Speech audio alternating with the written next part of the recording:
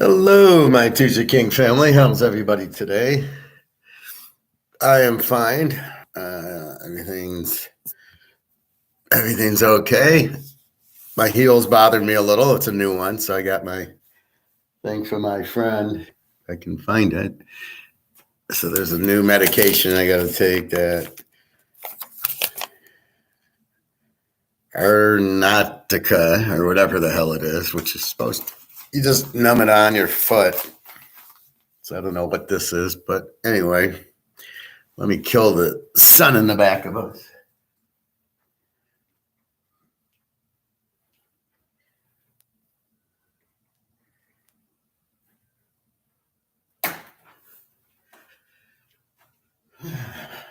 I can't tell if that did anything or not, but we'll see. So, how's everybody today? Let's go through the NFL. I went and got my ribs yesterday. Well, I got chicken at a barbecue place, and the guy's all upset. Says, "Well, I hope everything doesn't happen the way you say it will." And I'm like, "Dude, everything's going to happen exactly the way I say it is." I says, "I just don't think. I think the digital dollar will be an option, not a. We have to get rid of our dollars." But I said, the rest, of course, is going to happen that way. Like we're losing. He's worried we're going to lose the main dollar, and I'm like, well, that's when you print your dollar to zero. That's what happens. So he was kind of getting upset. Well, I hope it doesn't. I hope it doesn't happen what you say. And I'm like, I wouldn't say it. I don't just talk. I talk because of this is what I know is going to happen. It's not opinions. These are what's going to happen based on what I see. So, like, based on observations, I make my comments. I don't just pull things out of the air. All right. So, you still have a couple weeks to buy your gold. December 14th. So, we got a couple of weeks till Christmas and New Year's and all the lovely bowls. I put in 2 lock plays. Didn't I put that?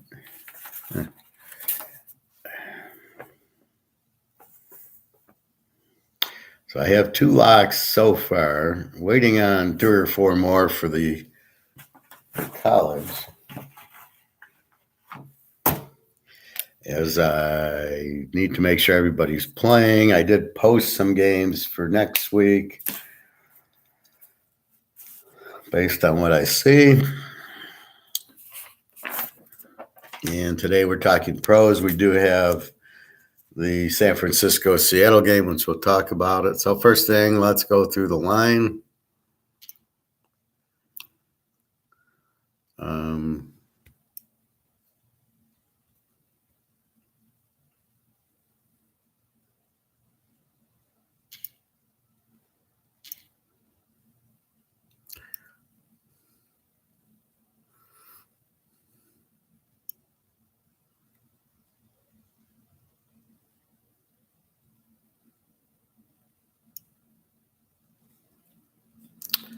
All right, so let's update this. I always refresh it because you think you're getting a new page, but let it refresh. So let's go through. So tonight, or today's Wednesday. Oh, this is tomorrow. Oh, see, I don't even know what day it is. All right, so tomorrow's games. Frisco 3.5, 43.5. Yeah, today's Wednesday, isn't it? Okay. Mini 4.5, 48.5.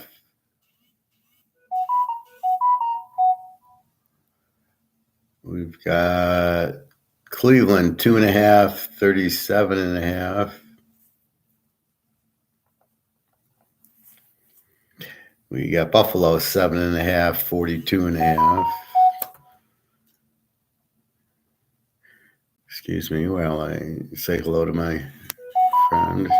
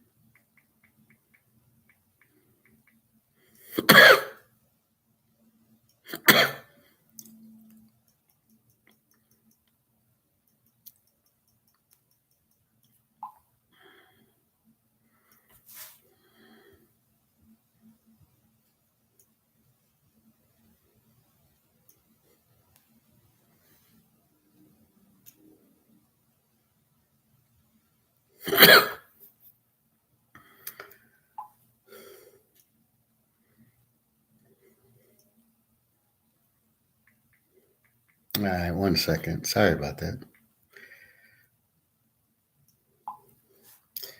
All right, so this is Europe, so they're like 7 hours. It's 8:30 already. So you know how that is. They're doing dinner, and we're just finishing up lunch. It's Buffalo 7.5, 42.5. New Orleans 4, 42.5. Detroit 1 and 44.5. KC 14 and 49.5. Philly 9, 48.5. Carolina 2.5, 37.5. Dallas 4.5, 47.5. Denver 2.5, 36.5. We got to see who's quarterbacking.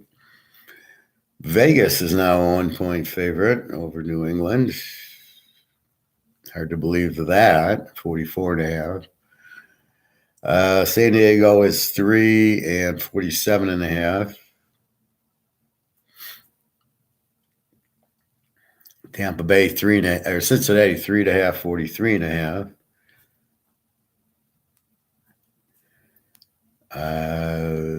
Washington 4.5, 40.5. And Green Bay 6.5, 39.5. So for now, let's look at injuries, and then we'll get into the trends.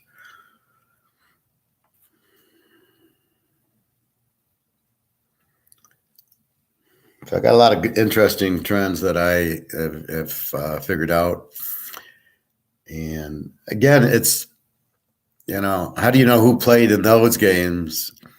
So can I use the trends? But you got to use something. And, I'm pretty comfortable when I get a big trend that it's okay. That's why I don't look at like 3-0s, 4-0s and trends. It's not really enough. But if I get a 12-1, I'm figuring that's a pretty good to get a trend on. All right, Arizona, Kyler Murray's out for the season with the knee. This is what I thought, which means then it's Colt McCoy's show. Trace McSorley's questionable. I thought he was also injured. No, he's okay. So Colt McCoy's your quarterback. As bad as he was at Texas, what's he doing in the NFL? Zach Ertz is on the IR. That's about it. So relatively healthy besides Kyler Murray. Rest of the guys don't know. Atlanta, Mariota out for the season. So who's their backup? Interesting. Atlanta, QB out. So we're running into all these running quarterbacks getting hurt with their knees. Arizona, quarterback out. We got to see if Russell Wilson's playing. A couple of linemen questionable. Kyle Pitts, knee. So Cordell Patterson looks like he's playing, whatever that's worth. Baltimore. Tyler Huntley's questionable with a concussion.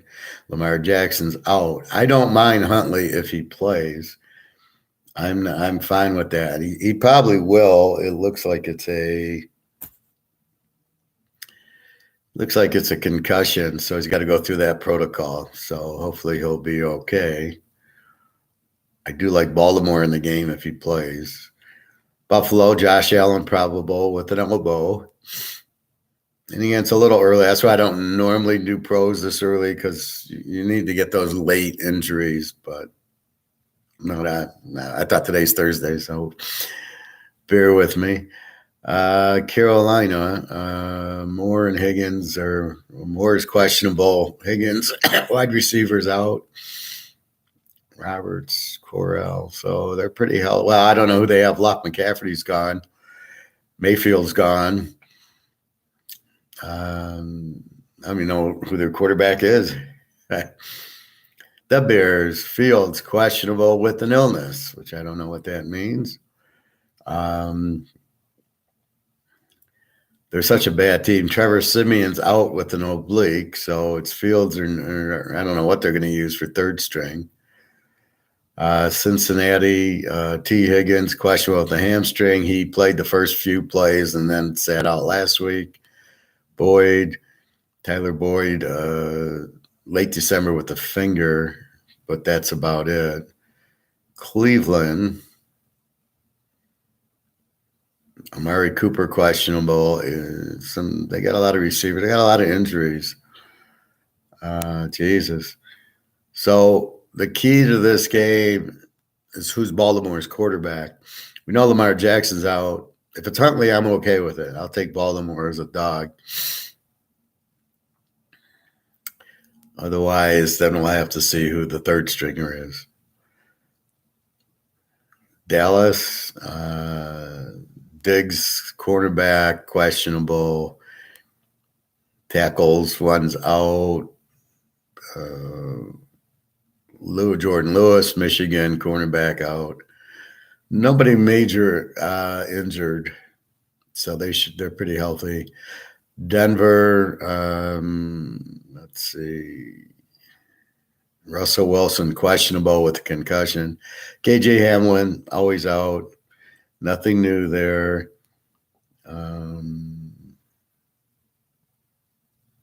Let's see. Sutton, the wide receiver, has a hamstring. Hinton, a wide receiver with the hamstring. So Judy, I don't see. So Judy looks like he's playing. Question is, who's the quarterback? Detroit, running back Reynolds, questionable. A lot of questionables. Cornerbacks out. Linebacker out. D lineman out. So nobody very big out for Detroit. But I will give you this. Detroit they haven't been a road favorite in 3 years, so keep that in mind as we talk about it. Green Bay, Aaron Jones, questionable with the shin. Keep in mind, I didn't play last week, so he should be ready to go. Nothing else. Houston, Pierce, nothing there. Indy, a couple of cornerbacks, really nothing there. No quarterback or stuff like that. Jacksonville, a couple of linebackers. Calvin Ridley. Now, this is an interesting one I read yesterday. Calvin Ridley's out for the season as a wide receiver for Jacksonville for betting football. With everybody, we're in bed with DraftKings and BetMGM, and there are sponsors. You're telling me the guy bets on football and you throw him out of the league for betting on football when the whole league is football now, betting football? I couldn't believe what I read. Anyway, they got a couple of linebackers questionable. Pretty healthy team. Don't know what that tells me, if they're any good or not. Kansas City, Hardman and Tony, wide receivers questionable. Chocolatey Clear, late December, and that's about it. San Diego, Derwin James, questionable. Bosa, late December. Might as well make that late January. That's about it. So they're pretty healthy. The receivers are actually going to play. The Rams. So we know Stafford's out. Wolford, he's out. So now they're playing with the Baker. Aaron Donald, questionable with an ankle. And we know Stafford's out. We know Kupp is out. And Arnold, I would think, would be out. Why would he play this game against Green Bay? So we'll see. Oakland, Waller, the tight end, is probable. A couple of linebackers out. Jacobs, the running back, questionable with the finger. Renfro, the wide receiver, out with ribs. Miami, Bridgewater, Myles Gaskin, questionable. Tyreek Hill, questionable with an ankle. Minnesota, let's see, a bunch of some defense. There are a lot of questionables. Defensive lineman, linebacker, cornerbacks, tackle. Nobody big though. Cook or Jefferson. Cousins, you hope was injured, isn't? The New York Giants, Barkley, probable with the neck. That's a scary injury, the neck. That's about it. The Jets, Jets. A couple of questionable linemen. White, the quarterback's probable with ribs. So they're pretty healthy. New England, Stevenson, the running back with an ankle. Myers, wide receiver with the head. But they're all questionable. They'll all be playing. And that's about it. New Orleans. Melvin Ingram, running back, late January, so he's out. Some DBs, some defense, questionable. More linebackers out and questionable. Some more linebackers out. Lattimore, cornerback out. Thomas, the wide receiver, hasn't played in 5 years. Philadelphia, a couple of questionables. They're gamers. They all played last week. They killed whoever. Pittsburgh, Pickett, questionable with concussion. They got Trubisky. Oh boy. 49ers, DB Samuel, he's out early January with a knee. I didn't know he hurt his knee, so he's gone. That hurts. Couple of linemen, questionable. McCaffrey, questionable with the knee. Brock Purdy, questionable with an oblique. Garoppolo's out till February. So they got beaten up pretty bad last week. Frisco by Tampa. They'll hit you. So this will be interesting with all the injuries tomorrow night. So we got to see who's playing. So we'll get a better feel tomorrow because it is Thursday. But that hurts them this short week. Seattle needs the game desperately. Seattle, Metcalf, probable. Kenneth Walker from MSU, questionable. DJ Dallas, questionable. Now Walker did not play last week with the ankle. Penny, Eskridge. That's it. Everybody else is good. Now, what I tend to do is go to the box score. Is Walker playing? I look at the box score, the first quarter. I see he's not playing, so that answers that question real quick. Tampa Bay, Bunton Murphy, questionable. Winfield Jr., questionable. Vita V, questionable. So they got a lot of good. Shaq Barrett's out. They got a lot of good players questionable, and that they got Cincinnati, so this will be interesting. But they need the game. So does Cincinnati. It'll be a very good game. Tennessee. Let's see anybody big besides Henry. I don't see Henry, and I don't see the other guy. So Henry, if he can hold on to the ball, they have a chance. They're playing at San Diego. Washington, Gibson running back, probable. Wentz, probable. Are they actually going to use Wentz, or is he just probable? This will be interesting. If they use him, they'll lose. So this will be, let's see if we see Heineke, McKisson. No, we don't. So that's what we have. So the major injuries, Atlanta, Mariota out. Pitt, their quarterback's questionable. Pickett. We got Arizona, Kyler Murray out. We got San Francisco. We got QB questionable. We got Deebo Samuel out. We got McCaffrey questionable. Seattle's pretty healthy for what they need. Minnesota's good. So let's go through this. So first of all, let's look at our playoff games. Frisco 3.5 against Seattle. That's a playoff game. The game's in Seattle. Frisco's pretty banged up, so we'll have to look at it tomorrow afternoon and see what's going on. Indy and Minnie desperately needs this game. They got a 3 or 4 game slide. Now they are at home, and they are a very good home favorite. And Indy's a kind of a weak road dog. I think Minnie gets healthy here. A lot of what I'm looking at is the rolls, right? So in Minnesota, I'm like, okay, yeah, but they're not this great road dog against the Lions or even a road favorite. Minnie's a home favorite team. They go to home. They play these teams very good when they're favored in them.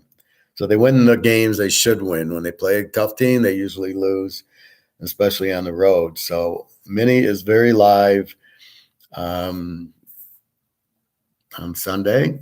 They were healthy. Cousins, as bad as he is, see Cousins throws for 400 yards and they get killed. And then I was watching the Minnesota-Detroit tape, and then they fucking go for 2 points twice. What are they doing? This coach, I don't get it. You're down 21-7. You score, you make it 21-13. Why in God's name are you not kicking the field goal to go down 21-14? I mean, your strategy of going for 2 at that point is about the stupidest strategy I've ever heard in my life, because if I make it, okay, I'm down 6. I still need a touchdown. It doesn't do anything. If I kick the extra point, I'm down 7. Then I can kick the extra point and tie, or then I can go for 2 to get the win. If I miss it, now I'm down 8. Now I have to score, and after scoring, I have to get the 2-pointer to tie. That if I would have just kicked the extra point is all I would have needed.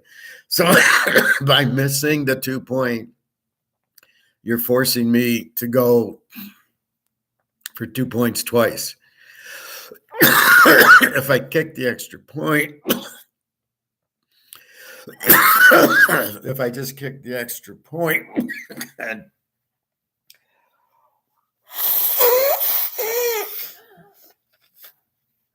if I just kick the extra point, I'm now down 7. I get the touchdown, and if I want to go for 2 for the win, I can. Otherwise, I kick the extra point and I'm tied. But why would I want to go for 2 first? Then I miss it. Now I'm down 21-13. I've lost confidence. I've lost momentum. And, that's the part of this that the coaches aren't smart enough to understand momentum and all that stuff. So, again, I see you're down 14. You get the touchdown. You go for 2. I've seen it so many times. It blows my mind how stupid these coaches are. Kick your fucking extra point. Get down by 7.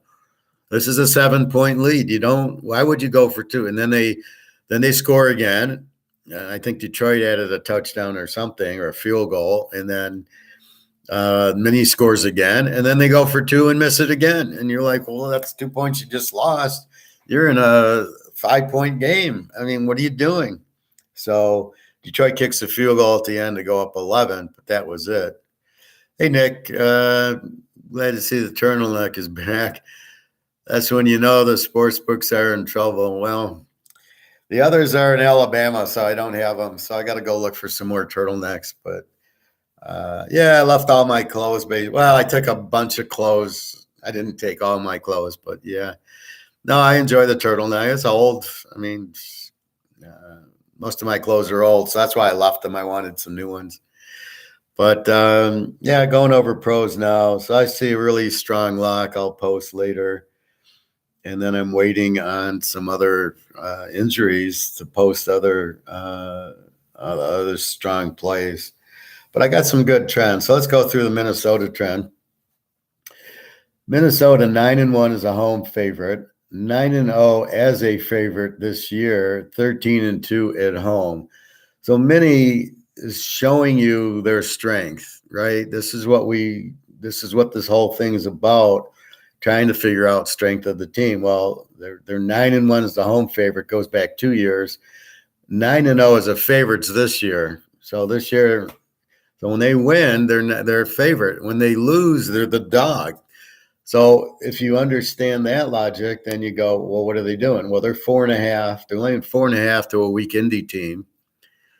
Therefore, they should bury them because Indy's not a good road dog, and Minnie is a very good home favorite. Minnie needs the game for the playoff. They want to, this clinches the divisions. I think they're tired of, okay, enough of this shit. Let's clinch already. Let's get this over with. And they're healthy. And Indy is a perfect team to come in. Indy with the weak defense. Cousins should have a big day. Ryan's not that strong anyway. They don't score a lot, Indianapolis. So Minnie should put up their 35 points and just have a big offensive day against this weak defense from Indy. And that's kind of the key to it. So I really like Minnesota here. Baltimore, Cleveland. Play against Cleveland 8-2. Play against Cleveland overall 25-5. Cleveland, as we know with Deshaun Watson, he hasn't played in 2 years. He's not going to beat you. The only question with Baltimore, we know Lamar Jackson's out, is Huntley playing. He's got questionable with the concussion, this bullshit concussion stuff, where the guy should normally be playing, and then he's perfectly healthy, but he can't play because of this concussion protocols. So we're going to have to wait on that. If he plays, then we will be all over Baltimore. Baltimore needs the game. This is a playoff game versus them in Cincinnati, so they need it. Cleveland's very weak defense. So Baltimore, this should be at worst a close game, but we got to get our quarterback. So we got to figure out who's the starting quarterback. We hope it's Huntley. If it's Huntley, we go with Baltimore. Miami, Buffalo, this is a playoff game. And now here you go. Play against Miami, 7-1. Play against Miami. I guess that's a road dog. Play against Miami on the road is 13-2. I don't know what that is. So, as I said, Miami's a strong home favorite, but Miami's a weak road dog. Play against Miami on the road, 13-2. Play against Miami as a road dog, or just on the road, 7-1. So Miami lost to San Diego as a road favorite. We had San Diego there, and now here we got Buffalo, and this is a must-win for Buffalo. It's a playoff game. Buffalo lost to Miami the first time. I think Buffalo kills them here. This is a very very strong play, I think. Let's make this the free play. Buffalo. I just have a really huge feeling on Buffalo here. Miami is not going to like the cold weather. I know when I go out and I'm in Detroit, I'm freezing my ass off now. They're not going to want the cold. It's Miami. Oh, my God. They are not ready for cold. They're not prepared for it. And Buffalo lost the first game, and Buffalo is playing well. A couple of injuries, but okay. Everybody has that. But Miami, Tyreek Hill is questionable with an ankle. But this is where my buddy Tagovailoa folds. It's a big game on the road. He won't show up. So I really like Buffalo here. Very strong game. New Orleans, Atlanta. Now, what do we do? Mariota's out. Atlanta needs this more than New Orleans kind of needs. They're all fighting Tampa Bay to win the division, and that's it, right? That's it. You either win the division or you're not in the playoffs. So I think Tampa's got 6 wins, and then you got New Orleans has 4, and then Atlanta, Carolina has 5. So everybody's right there as far as to make the playoffs. Now, what do you do without – now, Mariota sucked anyway, but he ran. So they've been more of a running team. So I don't know who the backup quarterback is. I'll have to take a look at that. I'll figure that out. But I don't like New Orleans is a tough team, although Kamara's playing as far as I know, and Dalton will be the quarterback as far as I know. So this would be an interesting play here. Without Mariota. So the key comes down to Atlanta's quarterback. I have no idea. I'll have to look for the backup, but he can't be that good if Mariota was the starter. Let's see what I got. I do have week 1. I don't know if it's still the same guy. Week 1, Atlanta.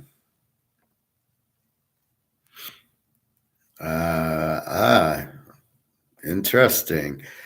Desmond Ridder, the quarterback from Cincinnati, is the backup, I believe, and he's better than Mariota. I don't have a problem with that guy. He's okay, so Atlanta will be fine if Ritter's the starter. So I like that, and then New Orleans with Dalton. So this is a tough game. Basically, they both need it for the playoffs, so they'll be tuned in. But that's what you got. Detroit and the Jets. I don't understand. My line's the Jets -3. I don't understand Detroit -1. I went back the last 2 years. You know how many times Detroit's been a road favorite? 0. Detroit is not a road favorite type of team. They're not going to go on the road and beat you. I definitely like the Jets, Jets as the dog here. They've been playing well. They played Buffalo well. Their defense is going to shut down Detroit. Detroit's going to be in the cold weather. They don't like that. They never like going to Green Bay or Minnesota or Chicago. I mean, it's funny. They have a dome, and all the other teams in the division don't. At least I think Minnesota's outdoors. Maybe I'm wrong. Maybe that's indoors. I know they got a new stadium. Let's say I don't remember if it's indoors or not. But Green Bay we know is outside, and Chicago we know is outside, although they're building a dome. I just like the Jets. The Jets playoff game. They can't catch Buffalo, but they can get a good wild card seed. I mean, they're right there. It's Buffalo, KC, Cincy, and then it's after that it's Baltimore, Cincy. So the losers ahead of the Jets, and that's it. And then so there'll be the 4. They're like the 5 seed with Miami and New England. That's it. Maybe San Diego sneaks in. That's your playoff in the AFC. So they got to keep winning. Miami should lose to Buffalo. They have a chance to tie it up. Jets are very strong. They just when you bring defense, you can win this type of game. Detroit, okay, but I don't think they're going to do much against this defense. This is Detroit being an offensive team facing a strong defense, which the Jets have. So I like the Jets in this, and they're good. They're a good team this year. KC playoff game, 14/49 against Houston. Well, the Jets, wait a minute, are 11-2 against the number this year. KC's 11-2 if you play them, and Houston at home is 11-2 this year. This will be an interesting one. I'll do the trend. Well, let me go back to the trend. Atlanta, play against Atlanta is 11-1 this year, 26-3 the last 29 games. Play against New Orleans, 12-1. So basically just bet against New Orleans and Atlanta, and you win every game. So this is kind of like bad against worse. We'll see what happens. Houston 11, and so Houston's 11-2. They're a good home team this year, and mostly as the dog. And KC 11-2 against the number this year. So this will be an interesting one. I think the number's too high, but you can't pull the trigger and say I'll take Houston in 20 because you just don't have anything with Houston, right? Prescott threw 3 interceptions last week. I watched the game, and to my amazement, Prescott throws an interception. Hey, Bobby. Prescott throws an interception in his own 5-yard line late in the game. So what does Houston do? They run into the line 3 times. Now it's 4th and goal at the 2. Well, what does Houston do? They don't kick the field goal. And then they go and lose. It's like, oh, my God. I don't get it. You got the ball at the 2-yard line. Why are you going for it?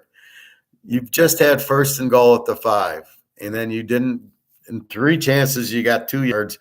you're going to pick it up on fourth down, not a problem. And then if you're going to, where's the Dave Casper play action pass? Pass. Where's the play action? At least humor me and run that play and then see if you score or not. But no, we're going to run it into the line, or maybe this stupid little, hit the, go to the pylon and we'll throw it there and we'll hope for a miracle. I mean, it's just, these coaches are still so stupid. I guess the problem is it doesn't work, but they keep doing it, right? In the one game, look in the Minnesota game, they're down 14. They score to get down what should be 7. They don't make it. Well, if you keep doing it and you keep not making it, why do you keep doing it? You keep going for the fourth down at the goal line. You keep not making it. Why do you keep doing it? Hey, maybe we need to kick the field goal, or maybe we need to try play action on third down.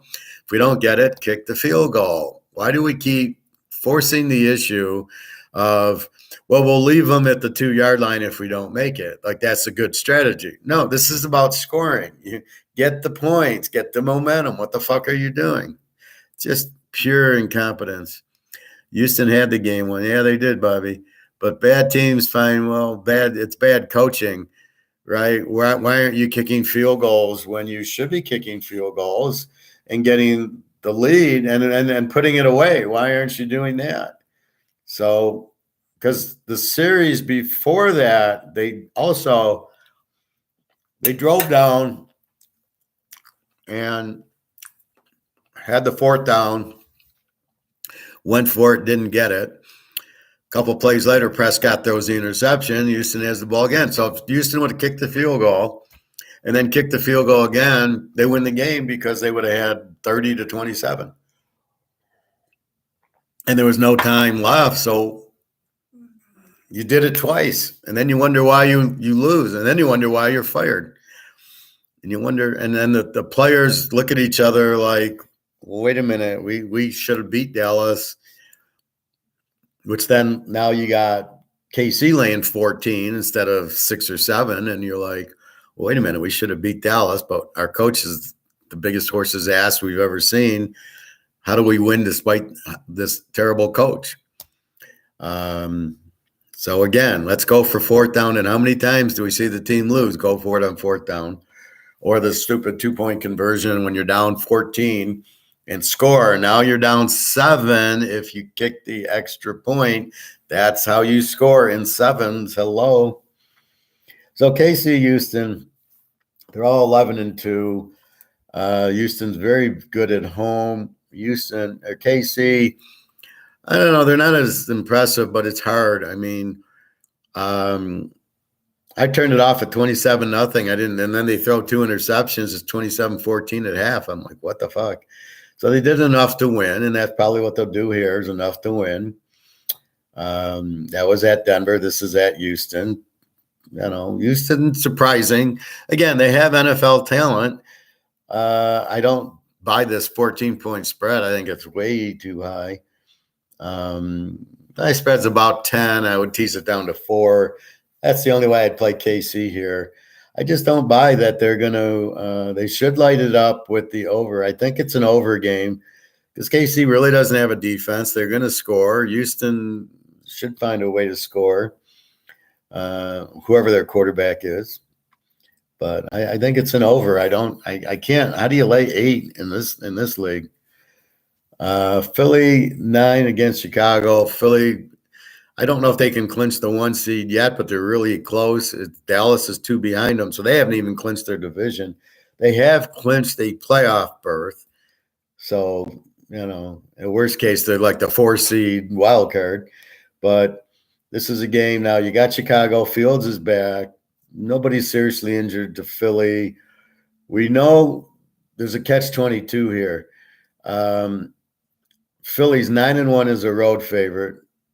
12-1 as a road favorite, 25-6 overall. Oh, it's 12-1 this year. So Philly is 12-1 this year, 9-1 as a road favorite the last 2 years, 25-6 the last 31 games. The Bears 11-2 play against, but they are 8-1 as a home dog and 8-1 as a play against home dog. So Chicago plays close at home, but they're 11-2 play against. And Philly's just the flavor of the month. They're 12-1 this year. I love Philly in this game. The question is, am I going to play Philly or am I going to play the over? Again, with Fields such a strong runner. They score points. They have no defense. So it's at 9, 8.5. We're all over Philly. It was 8.5. A couple of injuries, but basically Philly's they're 12-1. They're a strong road favorite. Unlike Detroit, who has never been a road favorite in 3 years. Here you got Philly, just a huge road favorite. 9-1 is a road favorite. 12-1 overall. 25-6. So Philly's hotter than shit. They've got obviously the best defense. Chicago's defense is horrible. They have Fields running around. So it's basically, will they score enough? Philly seems to score a ton. So 48 goes to 42. You can go either way on this one. Philly or the over, I think, are both good. Again, Philly and Minnesota and Buffalo, they want to kind of clean up here. So Minnie wants to clinch. Philly, I don't know if they'll clinch the division yet. They still got to play Dallas. And then you got Buffalo, who owes Miami, who does not play well in the cold. And Buffalo wants to, again, get the 1 seed. So right now, those are the 3 flavors of the day. Pitt, Carolina. Now, Pickett's questionable in the game. Not that really matters, although Trubisky's terrible. Carolina's 2.5, which is a little surprising. I have no trends on this, as Carolina is a good bet against team. Pitt, decent road dog, not great, but better. They're the good home dog. They're not a great road dog. Pitt should, they're kind of out of it. Carolina only can catch Tampa because Tampa's only got 6 wins and they got 5. So theoretically, Carolina's in the playoff hunt because Tampa's only got 1 win, but there's no wild card here. So this is win the division or not. Pitt, I like Pitt as the dog here, but it depends who's the quarterback. Who's Carolina's quarterback? I mean, they got rid of Mayfield. It's whatchamacallit. Yeah. The guy from USC. And Pitt, it's Trubisky. So I'm kind of leaning under in the game. 37.5 is a little bit low, but I think that's what you're going to get with the Steeler defense, a low-scoring game. Dallas, Jacksonville. Now, I'm going to surprise everybody here. Dallas is the A team. Jacksonville is even. Dallas 6-1 is a road favorite. 12-2 on the road. Okay, 6-1 road favorite. Jacksonville doesn't show me anything as a home dog. I love Dallas here. Yes, I know they barely beat Houston, and I know they look like shit. But this is a game they should excel in. They're a road favorite, which they like, and they're playing Jacksonville. They like the warm weather, and Jacksonville, that won't bother them at all. I think they shut Lawrence down. I don't think he's going to go off against them. And Jacksonville doesn't really have that good of a defense. So I like Dallas here. Again, it's a must-win. They still want to catch Philly if they can. But I just think the line's too low. This line's 14. My line's 14. This line's 4.5. All they got to do is win the game. Does that seem right to everybody that Dallas is 4.5 as a road favorite? Really? I don't know about that. They need the game. Again, they're more or less trying to catch Philly, and then they'll be the 5 seed because they'll be the best wild card. Bad teams find a way. Gemma Nifu. Okay. Can Houston win versus KC? Yeah, I think they could actually. KC, they tried to give the game away to Denver, so I wouldn't be surprised. I would take the points. I wouldn't bet it even, but I think Houston in 14 or tease it to 20. I think it's a pretty good bet. Bobby, Professor, do you study bowls yet? Yeah, I've been looking at them. There's some posted. By the way, did you hear about Mississippi State coach Mike Leach's pat? Yeah, I heard about that. We were talking about it a little yesterday. It's not surprising. He had diabetes, insulin resistance, and that's what insulin resistance does. The sugar kills you. It gives you strokes and heart attacks. That's been my point when I talk about health on here, which I know you're fasting. That's why I talk about it, because if I look at a guy and he's really fat, I know he's A, got diabetes, B's got insulin resistance, and C, he's not far from having a stroke or heart attack, because that's where strokes and heart attacks come from, is insulin resistance or diabetes or too much sugar in your fucking blood and in your cells. And the sugar is what kills you. So when I see a fat coach like that, Andy Reid, is he going to be surprised when Andy Reid drops him a heart attack? No, because the guy's 200 pounds overweight.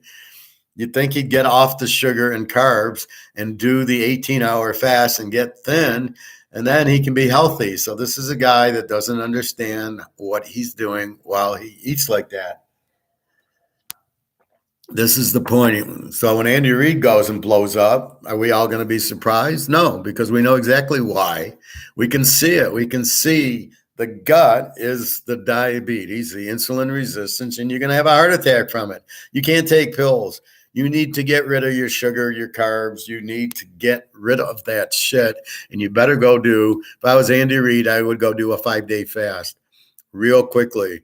And just kill the carbs. It's got to be vegetables, eggs, steaks. You can eat steaks and chicken and broccoli and cauliflower and eggs and dark chocolate. Put a little honey in. I mean, it's not that hard. It's not that hard, folks. Jamie knew, what should we eat? Well, I just told you, but I'll tell you the diet in a minute. Many heart attacks from jab also, which the uni most likely made him take. What is jab? You need to explain that.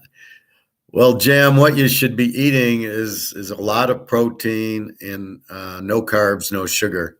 So you stay away from Hunt's ketchup, Miracle Whip, salad dressings that are Kraft. If you look at the back, it says high fructose corn syrup. You should be avoiding that at all costs. You basically should only be eating 2 meals a day, lunch and dinner, no breakfast. You can snack a little, like Teaser King. Eat this avocado. You want to be healthy, right, Bobby? Eat the avocados. This is the number one healthiest food you can ever eat. I eat one a day. You get a lot of protein. I had chicken yesterday. I'll have steak, ribs, hamburgers. You avoid carbs, so you avoid bagels, you avoid donuts, Oreo cookies. You can have dark chocolate a little bit to satisfy your dark chocolate, but that's what you're eating. A lot of water, no pop, no orange juice, none of the sugar crap. So it's a lot of water and green tea and coffee without sugar. So you're trying to just drink this. What you'll notice by keeping away from the sweet food and the Fritos and all that crap and the carbs, you won't be as hungry, because that's what makes you hungry. So you avoid the hunger, then you go on a nice couple of day fast, and then your stomach gets thin. When your stomach's thin, professors, when your stomach's thin, then you get rid of all your insulin, and then you're pretty healthy. Then you can start eating a little bit bad, but it's a treat here, or a treat there. Yeah, it's sad that so many people deflect from the facts and refuse to make necessary adjustments until they receive bad doctor reports or worse. I believe he means jab, aka the vaccine. Oh, yeah, well, that'll kill you. This is people don't know how to eat food and still make it taste good, so can't sustain it. You have to make it where you can enjoy and healthy and make it easier. Well, I mean, I'm not making the avocado. Did I like avocado at first? No, but I eat it every day and now I enjoy it. I mean, you can always put like little French dressing and you can't get the diet French dressings. You got to get the cans with no high fructose corn syrup. You can put a little bit on the avocado. Now I don't need it. Now I just eat the avocado as a health food, and I don't care what it tastes like. That and the same thing with the dark chocolate. Oh, I don't. I like M&Ms, and but I'm eating it to get my sweet tooth, and it's healthy for me. It's the cocoa is extremely healthy for you. The cinnamon, the ginger, all that stuff is extremely healthy for you, but people don't quite understand that. Todd, Brett Bielema, Illinois football coach, is bigger now than when he was at Arkansas. He was big at Wisconsin too. Well, that's the thing. And then these guys, well, the problem is these guys study the film and they get all stressed from the game. And then after the game, believe me, these guys are eating donuts and pop and drinking and all that shit. And so it's a stressful job, but it doesn't mean you have to eat like an idiot. So, yeah, I mean, all these fat coaches, you see them and you know what's going to happen. So when Mike Leach died, it was like, I can't believe he made it that long because he was heavy when he was at Washington State. Jam, sounds good. I want to eat healthy. Could not eating healthy cause skin discoloration? Could not eating healthy. Soda's the worst. Coke, you can drink diet once in a while, but that's the preservatives they put in is bad for you. But yeah, regular Coke is the worst, or orange juice, all the sugar. Jam, I could not eating healthy cause skin discoloration. So I think you're saying if I eat healthy, will you get bad skin? And the answer is I've never had any skin. Actually, when I got the vaccine, and that was so I could go to Europe and not have to worry about the COVID test, that's why everybody's getting eczema. It's because they give you the vaccine, it hurts your defense system and makes everybody itchy. So I'm watching all these, people itch, and all of a sudden it's like diabetes, which comes from the high fructose corn syrup, is the eczema, which is that. But I went on a 3-day or 4-day fast, and the way I eat, I don't have eczema anymore. It just went away because by doing the intermittent fasting, it improves your defense system, your immune system. So where your immune system gets beaten up by the vaccine, the intermittent fasting, basically it's your body healing itself. So when you let your body heal, it's amazing. You don't need the doctor. I haven't been to the doctor in a long time. I don't need the doctor. I just do an intermittent fasting, and everything cleans up and clears up, and my blood sugar drops and my blood pressure drops, and I was 180 on my blood pressure. I do the intermittent fasting, I'm down to 120. Now I do notice it moves around. It doesn't just stay 120, but it's primarily a lot lower than the 180. And but that's the letting your body heal itself. But I'm not aware of any skin discoloration I've ever had from it, just from getting a tan or not. But I've had no side effects from it. It's cleaned me up. It cleaned up my diabetes, my blood pressure, my like I said, my eczema, which is just a skin disease, it cleaned that up. I'm not really scratching. So I have been very, very healthy by letting my body heal. Like when you break your bone, your body heals it. So it's the same thing here. Bobby, that's true, Professor. That's why Nick Saban and those guys still going. Yeah, well, he's looking a little old, and all his players are leaving him. He lost 5 guys in the portal transfer, and then guys who were committed to him are not going. So I think he's all done. And I think he should retire. It's past him now. You can't use the 72 Steelers anymore. That's why the class is the real deal. We can talk wealth, health, football, and wrestling. Well, thank you. That's the point. I'm trying to teach, and I learn a lot, and I get into a lot. But it's mostly, my blood pressure is high, so I go to the doctor and I go, "What can I do?" Where I had diabetes, and he said, "Well, there's nothing you can do." And I go, "What the fuck? It's just high blood sugar. How did my blood sugar get high in the first place?" "Oh, because I ate sugar. So if I stop eating sugar, it'll probably drop." Then I found Dr. Stan on YouTube, and he explains it down to like a 5-year-old could follow it. And you go, "Okay, good." And then off you go. What? I don't eat. You can see me. I don't eat till noon. That's why I'm eating on here a lot. Is I'm getting up later, and then I'm waiting till 11:30 noon to eat. And I eat dinner at 7:30 at my coin plate, my barbecue guy, and that's it. So I had a good 17 hour fast, and I'll do that again today. I'll eat this. I'll figure out what to do for dinner.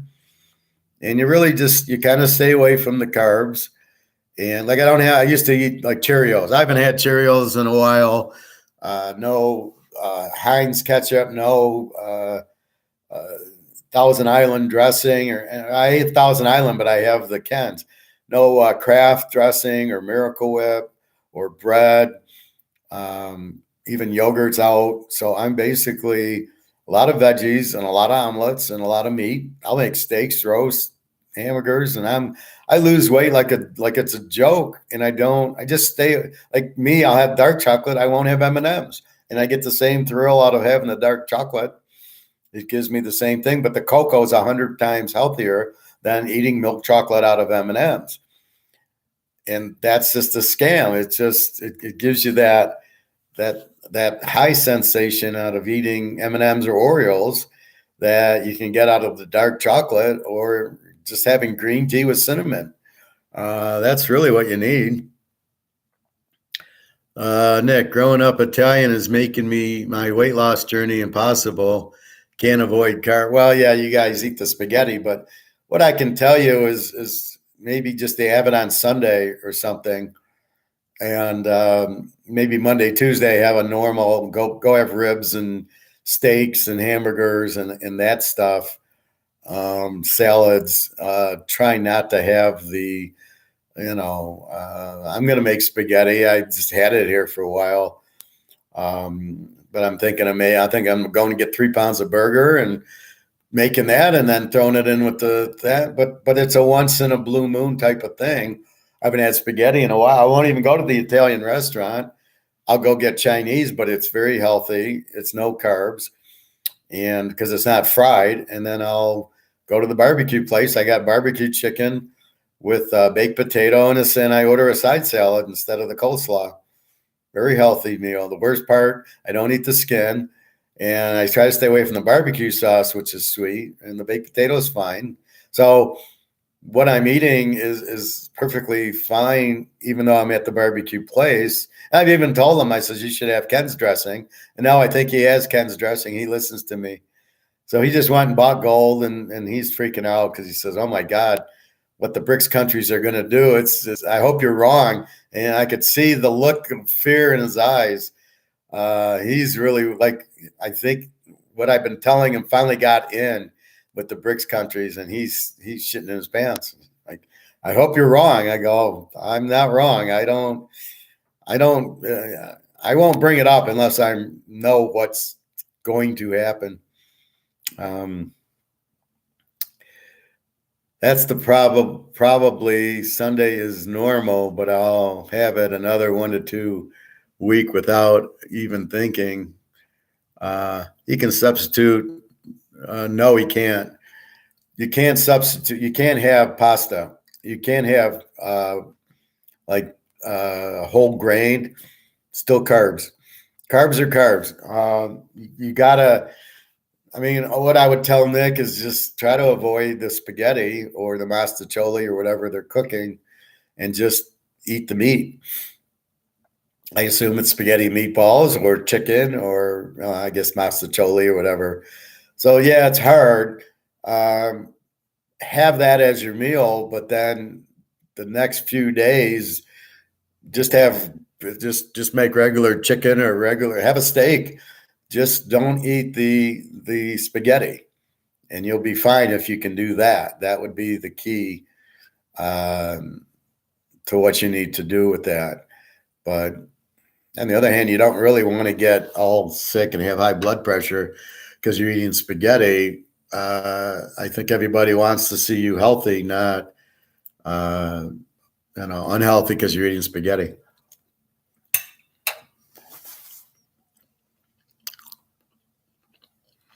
Yes, can easily make steaks. My guy has them reasonable as well. Yeah, I mean that's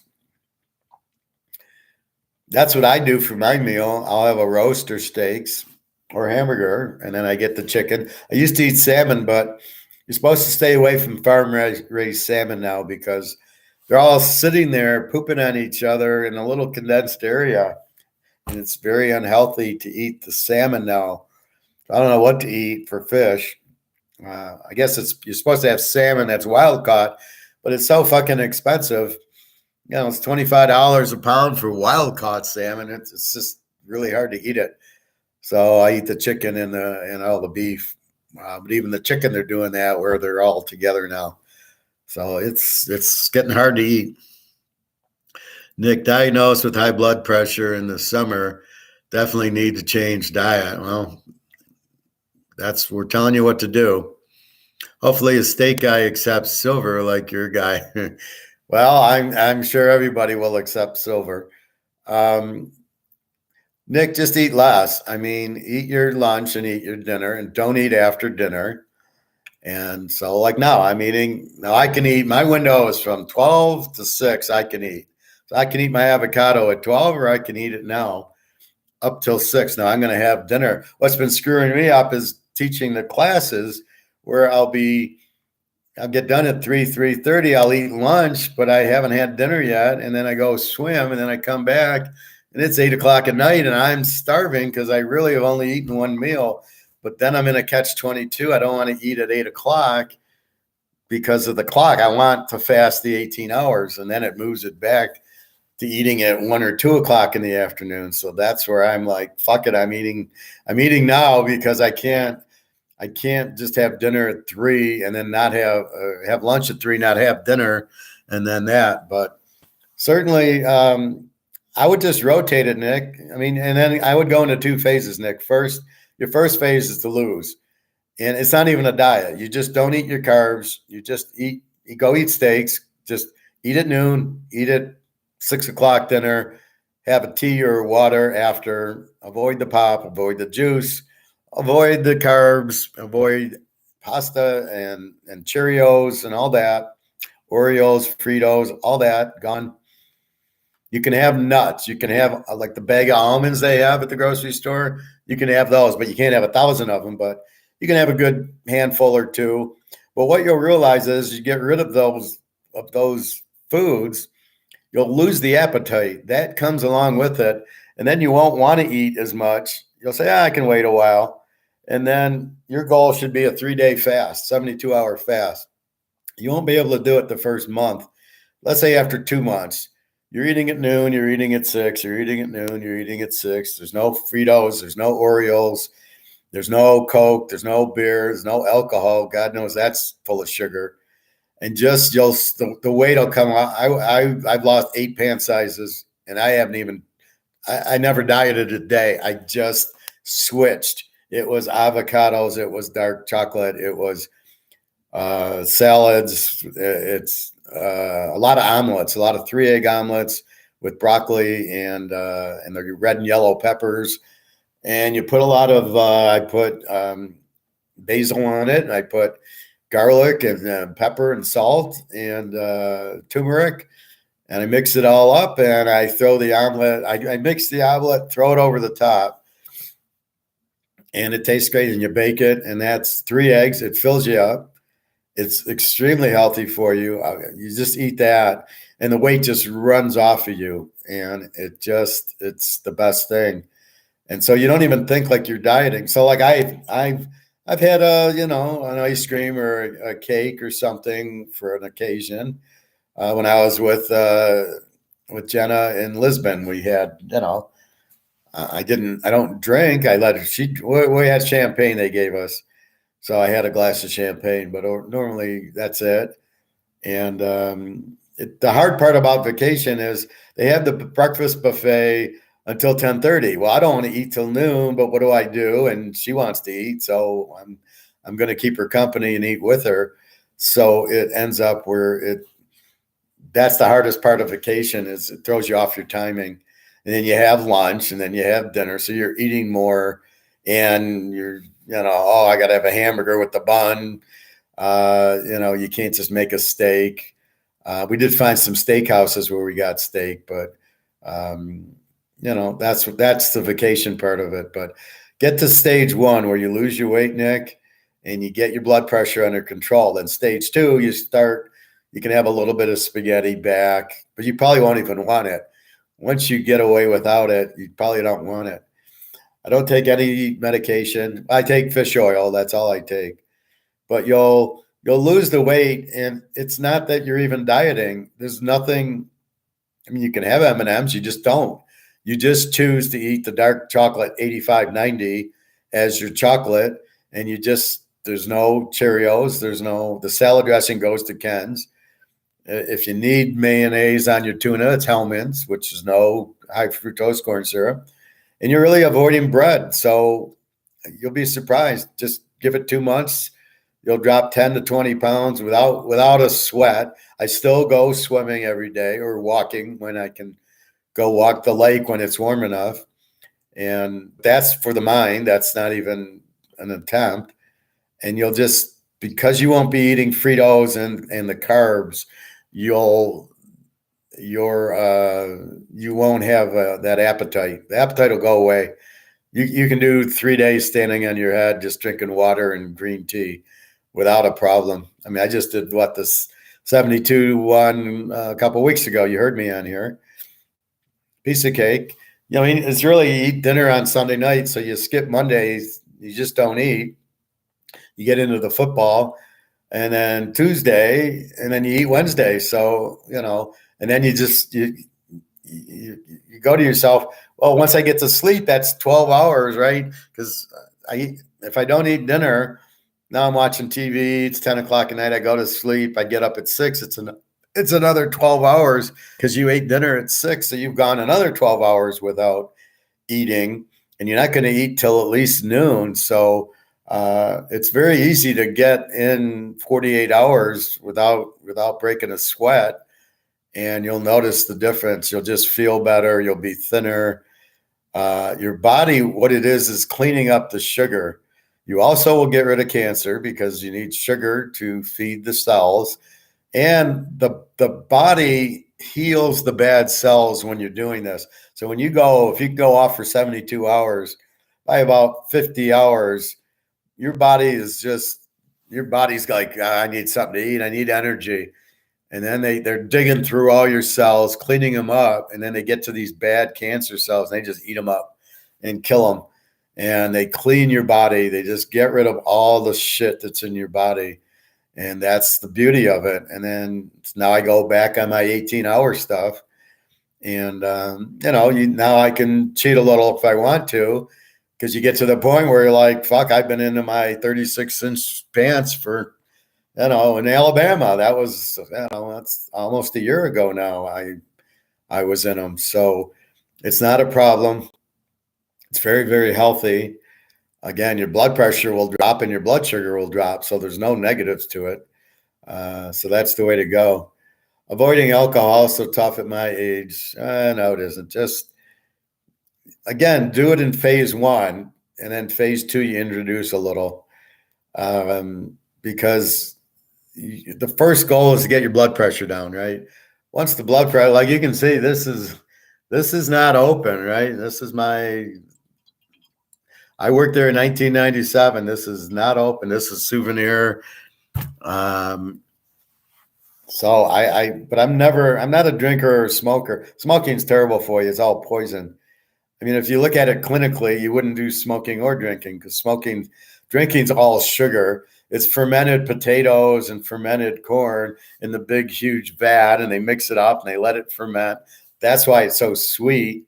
and they mix it with whatever flavoring, caramel or whatever, and it's in big vats, and that's what it is. So you're basically drinking a whole shitload of sugar. And Bobby said, "Don't drink Coke." Well, imagine what Canadian Club or any of these liquors are. So all the vices kill you. The smoking is just poison in your lungs, and the drinking is just huge amounts of sugar. So again, in moderation. Sunday, have your drink with your spaghetti or whatever your carbs are, and that's okay. And then you get back to it on Monday and Tuesday and Wednesday, and that'll clean you out. And then you can, so eventually when you get down and you lose your weight and you get your blood pressure down, then Sundays can be, whatever, and you can have a piece of cake or some ice cream or whatever you can have once once you get down to the limit. Like I haven't gone back up. I've taken it down. I'm not really dieting. I'm just eating avocados and salads and eggs and steaks, and I just know what I can eat, and that's what I've been eating. I do notice eggs have went up in price, but they've gone from like $3 to $4, and they say, "Oh, it went up, so many percentage." I'm like, who cares? It's a $4 thing, and I get 18 eggs. And I'll have a 3-egg omelet. That's probably dinner. But I like cooking the hamburgers, mixing them up, and then putting the eggs over it and then baking them. And I'm baking like a hamburger omelet. It's the best fucking thing I've ever had. Absolutely great. All right. So let's get back to this. And I left off at Dallas beating Jacksonville, as Dallas is a strong 6-1 road favorite, 12-2 on the road.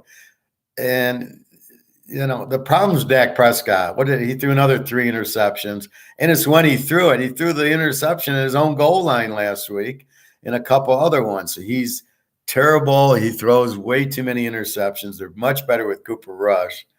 Their defense is outstanding, but you can't give them the ball at the 10-yard line and pray your defense shuts them down. So, but against Jacksonville here, I do think Jacksonville's been a live road dog. That's where they've been getting their wins, but not at home. They're not, and they've been a terrible home favorite. So Jacksonville is the epitome of our personality test that we do, right? When they're home favorites, they lose, but we think they're going to win because, they played well at San Diego or they played well here or there.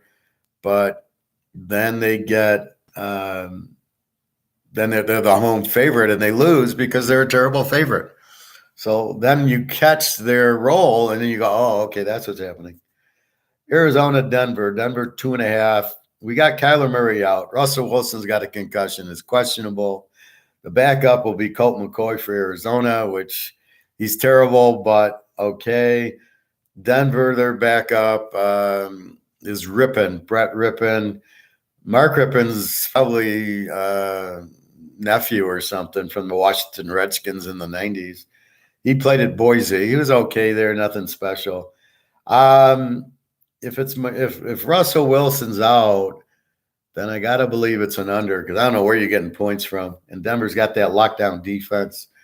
Arizona, they just won't score. So that's how I look at it. If Russell Wilson plays, that's a different story. Play against Arizona is 11-2.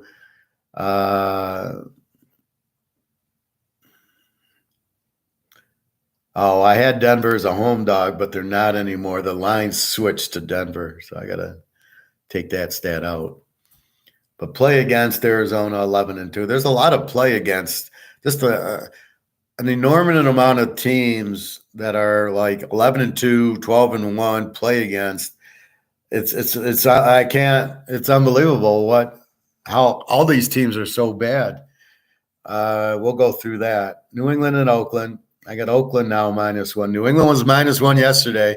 Oakland's now -1. I have no idea. When are they going to go back to Zappy? It's just amazing. New England 6-1 on the road. See again. I still have them they were 7-1 as a road favorite. Now they're a road dog, and they're not as strong as a road dog. But I can't believe Oakland is a strong home favorite. They're not. I like New England here. New England's kind of a playoff game. They're kind of out of it, but they're still there. I think they can still get the playoff. They'll have to beat the Jets and Miami out for that last seed, but they did beat Arizona. So New England should be a playoff game. So, I mean, I like the dog here. If you're going to give me New England and 7 against Oakland, I got to take that. Tennessee, San Diego playoff game. Tennessee both need it. Tennessee just trying to win the division. San Diego needs it for wild card. Again, San Diego keeps going on 4th down and not making it. Eventually, it might sink through. Hard to say with this coach. I don't know what they see in the coach to keep him, and then he keeps making the same mistakes. And it's like, dude, you're killing your team doing this shit. San Diego's an over team all the way. Tennessee's more of an under team. Over under 47.5.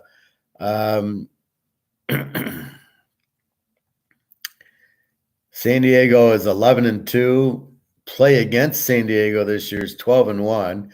Play against them as a home favorite 10-2. And play against San Diego, as we know, 25-5. We love San Diego Sunday night because they were a home dog to Miami, who's a weak road team. This is different.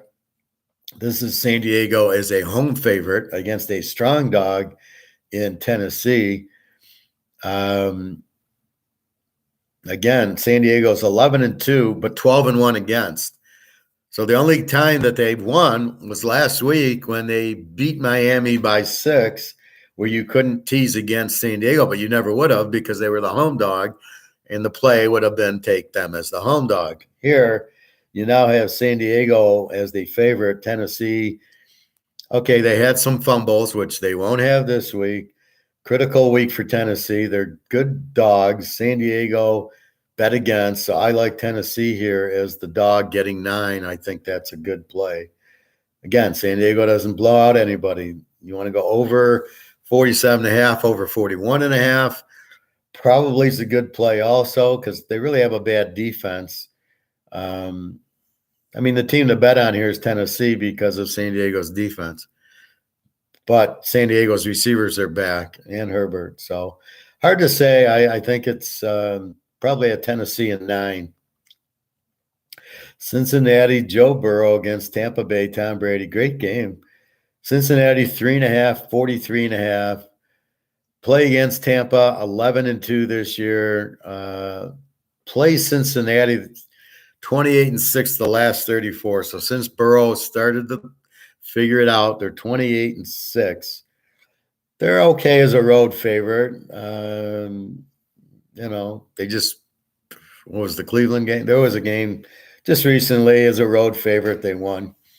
Coming off of beating Kansas City and Cleveland. And again, I don't. First of all, he didn't play both games last year against Cleveland, so they keep saying, "Oh, they're 4-0. Cleveland's 4-0 against Burrow," and it wasn't true. And Burrow showed them, and if that's why the line dropped 2.5 points, you got a bunch of idiots out there. And I like. I mean, I'm just dumbfounded. I got Cincinnati -7. I think Tampa's got the worst coach, worse than the Lions coach. And I just what I see. I mean, I'm like, you've got to be kidding with that. I just like I think Cincinnati wins the game. They have to win, no matter what Baltimore does. They're tied for first. They beat KC, so they're in shape to get to the 1 seed. And they played Buffalo, I think, the last Monday night of the year. So Cincinnati is right there. They can't afford to lose. They're playing great ball. Chase is back. Their defense is strong. Tampa, this is probably maybe an under because Tampa also with a decent defense. We saw what the Niners did to them. They just shut them right out. I think Cincinnati does the same thing. Cincinnati's got an excellent defense. And Joe Burrow, and they're starting to run Mixon and Perrine more and Chase. And you got Burrow, the Pied Piper. So I like Cincinnati in 2.5. in a game they should be laying 1 all day. Yeah, Cincinnati. The Giants in Washington. Washington laying 4.5, over and under 40.5, played a 2020 game. They think this is 2020, and that's why their over-under is 4.5. They're out of their minds. I do like the under. Well, actually, I got over circled. Do I like? I think maybe I like over 34. The Giants, they seem to. What did they do last week? Yeah, they got killed by Philly. But Philly's the A team this year. I just think 34, I think, is very reachable for this game. Washington's defense is playing very well.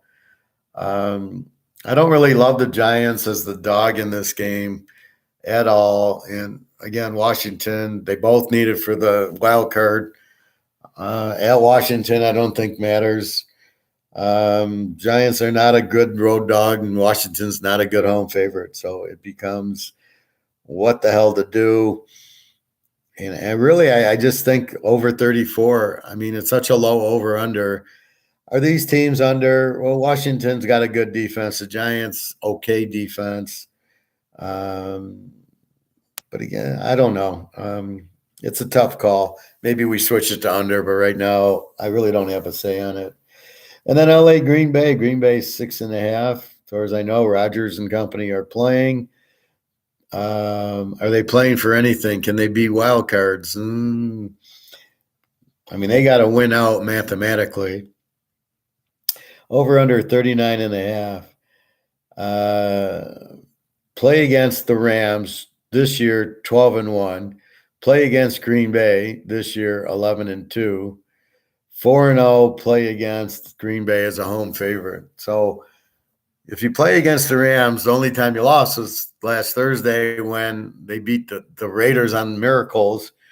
So that was 12-1. But the Packers, I like the Packers here, 11-2. First of all, you got LA. All right, Wolford's out. You got Mayfield, who I always liked Mayfield, but you got him in the cold. Now it won't affect Mayfield, but most of these LA guys aren't going to like freezing cold in Green Bay in December. For Green Bay, it's a piece of cake. Rodgers, they're laying 0.5. I think Green Bay wins the game. Again, I don't know they have playoff hopes still alive. I mean, if Minnesota loses out, are they going to get to 10 wins? Yeah, that'll never happen. That's why I think Minnesota wraps it up now and says, okay, we got Indy at home. Let's finish this off already. So if I go through the plays, the teams that you want to play, they're about 11-2 or so much this year. They're about 83 to 85% this year or last year and this year. Is Atlanta, Philly, Baltimore, Houston, the Jets, San Diego, KC, and Cincinnati. Funny how all the good teams are on that list except for Houston. Play against teams. There are 5 teams that are like 95% against. San Diego, Indy, the Rams, New Orleans, and Atlanta. And, of course, we got New Orleans playing Atlanta, although we do have the Rams at Green Bay, Indy at Minnie, and then San Diego hosting Tennessee. We also have a little bit less Green Bay, Tampa Bay, Minnesota, Chicago, Jacksonville, and Cleveland. So it shows you these are teams that we just bet against. But look at how many teams, my God. Usually there's 3 or 4 that are kind of weak, and you bet against them. Now I got 5 teams that have they're like 12-1 against. I mean, it's fucking ridiculous. On the other side, I don't have that. Philadelphia is pretty close. I think they're 12-1, but the rest of them are like 11-2.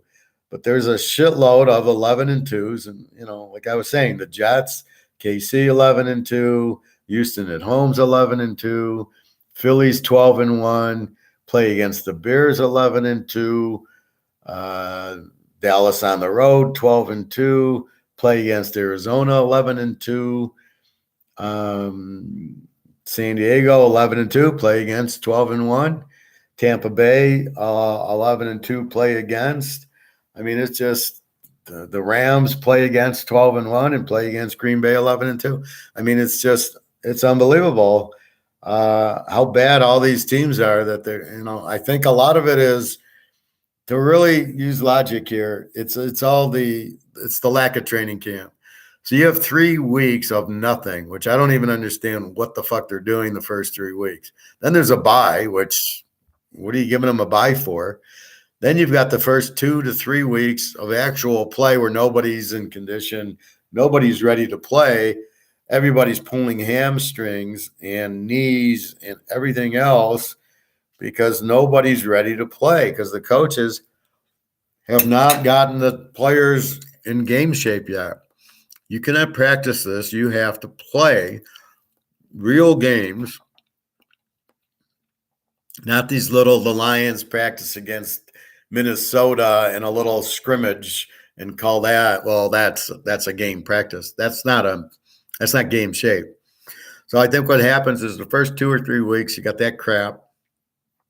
And then you've got all these injuries. So now you've got all the hamstring. How many times do I list hamstring, right? Every team's got 10 guys with hamstrings. So now we're betting on the third streamers, which we don't want to do in preseason. So it's really weird. We got Aaron Rodgers, but we got 15 third stringer guys with them. And everybody's pointing there, oh, look at Aaron Rodgers suck. It ain't Aaron Rodgers. It ain't Brady. It ain't Russell Wilson. It's the rest of the team's a bunch of third stringers because the coaches are too stupid to play them because they don't want to get them hurt. They'd rather get them hurt week 1 than get them hurt in the preseason.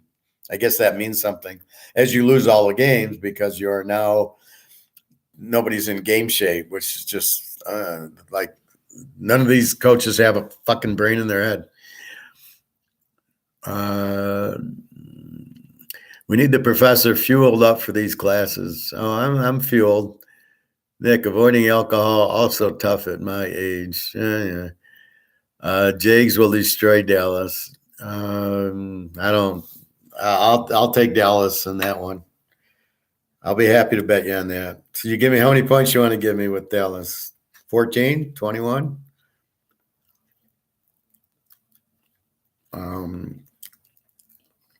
So tell me why. Why do you think Jags will destroy Dallas? So again, I don't want your opinion unless you can back it up. So if you can tell me why you think Jacksonville would destroy Dallas, is there an injury I don't know about? So let me know what your point of that is, because I don't agree with it. Will more picks be on soon? Well, it's like I'm gonna put on some of these pros, but I gotta wait. Like Baltimore, for example, I want to play Baltimore, but it's too early. I don't know if the quarterback's playing. If he's playing, I'll play Baltimore. But I don't want to post it without knowing it. So I will post some of these pros.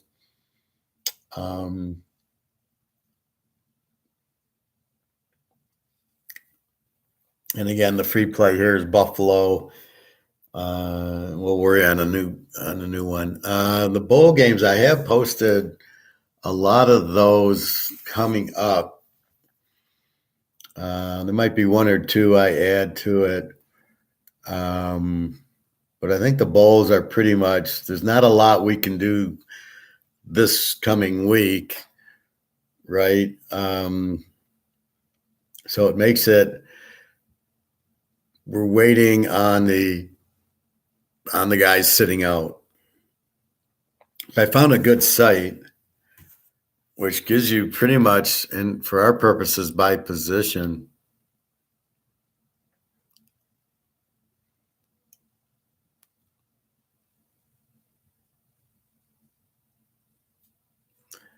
I found this site.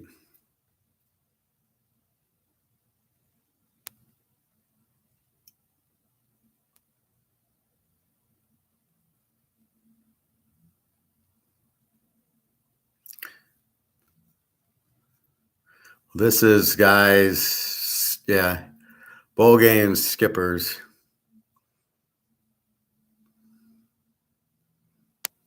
to the newest of these Texas guys are sitting out.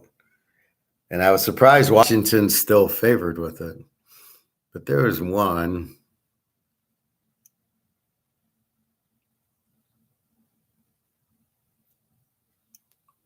Oh, I think this is the transfer portal. Okay, the other one's the transfer portal. They're both 24/7. So if you go on the transfer portal here, 24/7 Sports, you can go by position.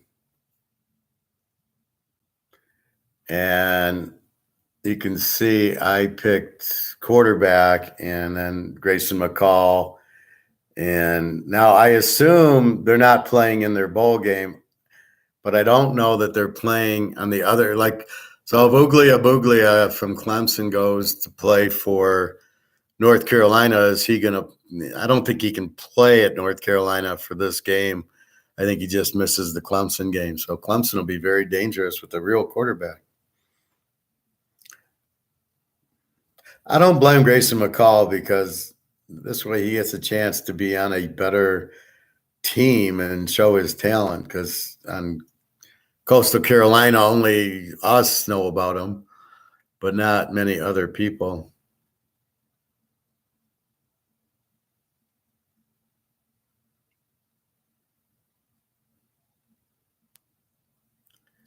So let's see. I keep getting these Reebok, Free Tech.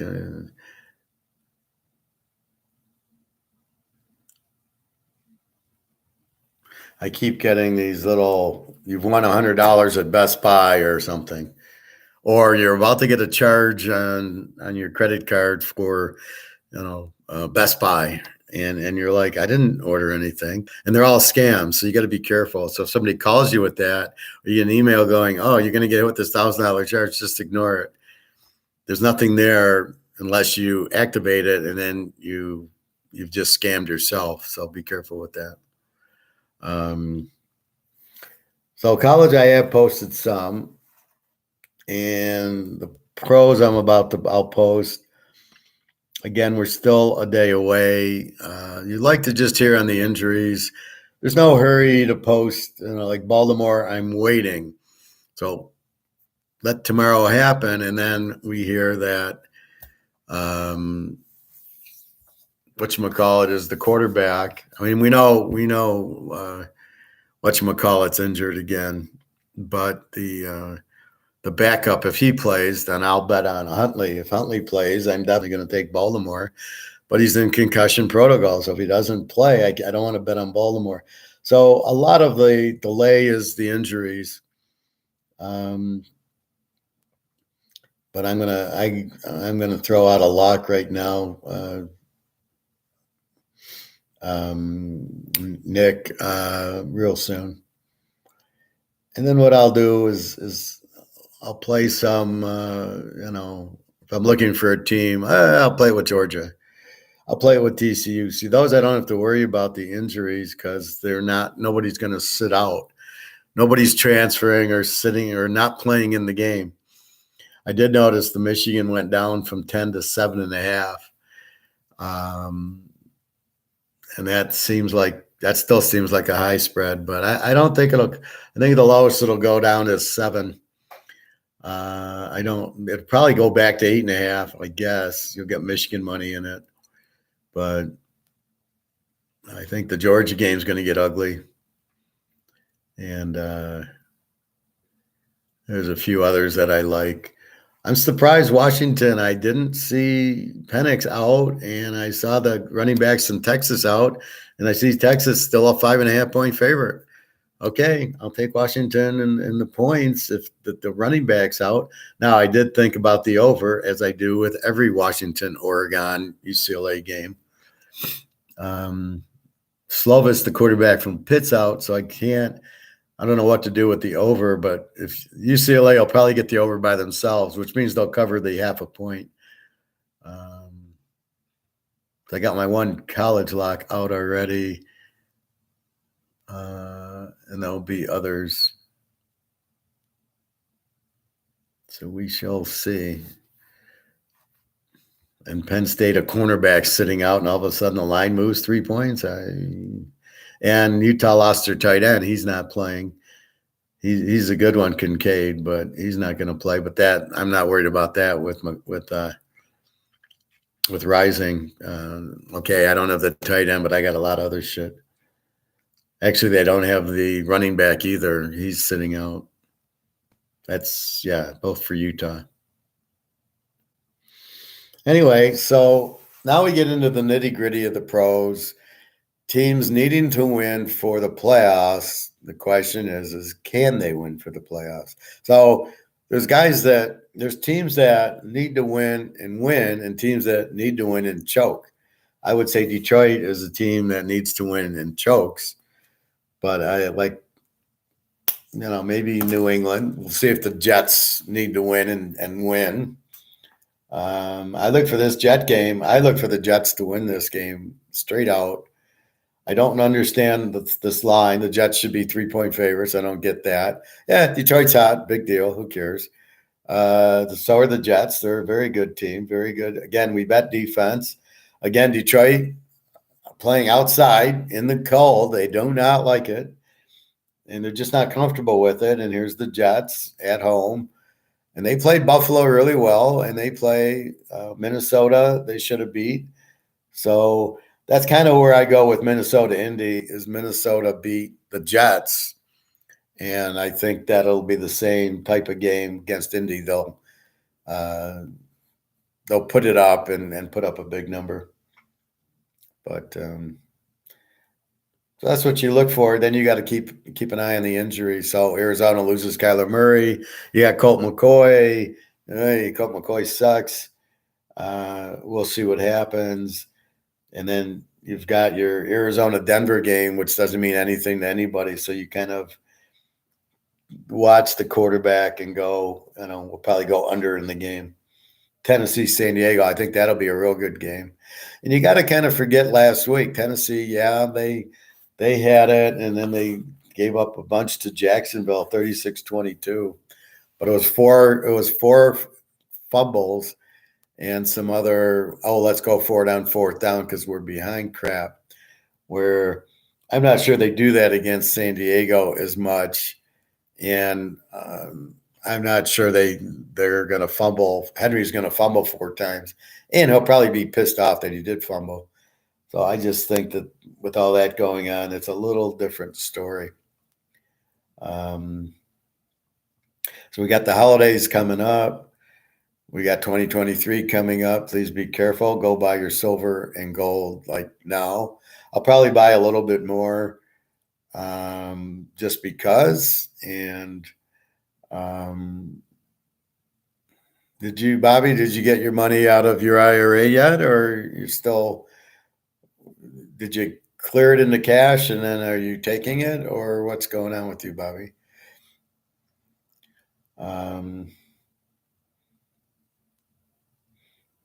Anyway, so we got all that. We got all this. I don't know what this war in the Ukraine is. I mean, it's not a real war. And then the U.S. will not go to war with China. It'll never happen. So it'll be interesting. So China has all the gold, as does Russia. So the only way to get it, you're going to pay for it. It's going to be increasing price. But I don't think the digital currency will have to take it. So in other words, when this blows up, there should be new paper dollars coming out. I don't believe you're then forced to get digital currency, right? Oh, you want money, you need digital currency. I don't think they can force you to do that. They might want you to do it for this control issue, but I don't think they can force you. And let's not forget the central bank's there for the other banks, not for the people. So I think that's what happens. Just get some silver and gold, please. And trust me on that. That's all you can do. Because if you don't, you'll really be kicking yourself, right? If you do it and it doesn't go as high as we think, or something happens, so turn it back in for the money. But we know the paper money's going, and we know there's this digital currency coming, and probably other paper. So we know that's going to happen. So if you, at worst case, turn your gold back into it, fine. But if you don't and gold goes through the roof, you're fucked. And at my gold store, the barbecue guy yesterday, he owns the barbecue restaurant. So he's saying people are they can't get any more gold. The store, they get it when people come and sell their gold to them. So somebody will bring in Cougar Hands or Maple Leafs or something and get the $1,800 and sell it back to them for the money because they need money for food and heat and rent. And so when they do that, that's when the guy has gold to sell. And that's where they're kind of not telling you the truth. He tells you, well, I make $5 when I get it from the mint. Yeah, but when you buy it from a guy off the street, you're only going to give him $1,800 and you want $1,900 from me. You're making $100 on that transaction. When people come and sell you their gold, you should be giving them, then you should make $5. Then you should give it to them for 19 and then sell it to me for 1905. But you're not. And that's the part they don't tell you, though, is say, well, we only make $5 on it. Yeah, bullshit. Yeah. And I'm an idiot. So I think that's about it. It's a nice day. I think I'll go out. And again, today's Wednesday. So I think tomorrow we'll do the bowl games and we'll do some more economics. I hope you enjoyed yesterday. It was very interesting. The history of these countries that were economic powers and then how they got it and how they lose it. And it's just fascinating to me how people can be that smart and that stupid at the same time. But that happens. So we'll probably talk some more economics then. Let's see who's talking to me. Either.